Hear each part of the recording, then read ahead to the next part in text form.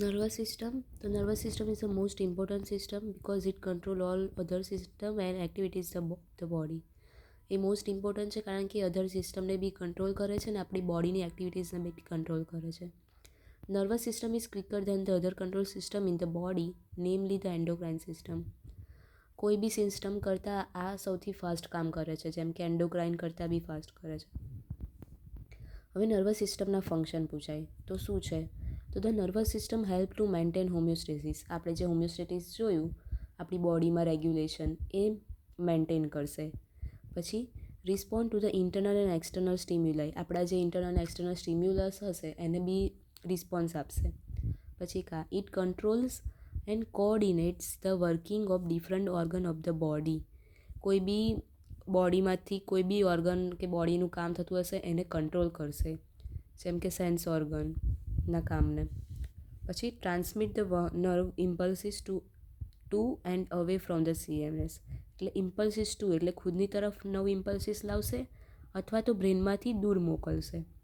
Interpret the નવ impulses at the cerebral cortex. કોઈ બી નવ ઇમ્પલ્સિસ આવે છે તો એને ઇન્ટરપ્રેટ એને વિચારવું એ સેરેબ્રલ કોર્ટેક્સમાં થશે. Simulate experience in memory and learning. Memory અને લર્નિંગથી જ બધું શીખશે ને એવું કરશે. Initiate the glandular secretion and the muscle construction. જે ગ્લેન્ડમાંથી સિક્રેશન થાય છે હોર્મોન એને ઇનિશિએટ એને સ્ટાર્ટ કરાવશે અને મસલને કોન્ટ્રેક્ટ કરાવશે. Programme instinctual behaviour. એક બધું શું કહેવાય બધું ધારણ કરતું એ જ બધું કરે છે, એ જ કંટ્રોલ કરે છે, એ રીતના કામ કરશે. તો આ નર્વસ સિસ્ટમના ફંક્શન યાદ કરવાના છે. હવે નર્વસ સિસ્ટમનું ક્લાસિફિકેશન. તો બેઝિસ ઓફ સ્ટ્રક્ચરના બેઝ પર બે છે, સેન્ટ્રલ નર્વસ સિસ્ટમ અને peripheral nervous system. Central nervous system CNS, એમાં શું આવશે તો કે બ્રેન અને spinal code. Peripheral nervous system PNS, એમાં શું આવશે તો કે ક્રેનિયલ નર્વ્સ કેટલી 12 પેર અને એની બ્રાન્ચીસ, અને સ્પાઇનલ નર્વ 31 પેર અને એની branches. In addition, the ganglia, cluster of cell bodies of neurons and plexusis networks of nerve are found within the PNS. PNSની જોડે બીજું આ બધું બી મળે છે, મેઇન આ બે વસ્તુ.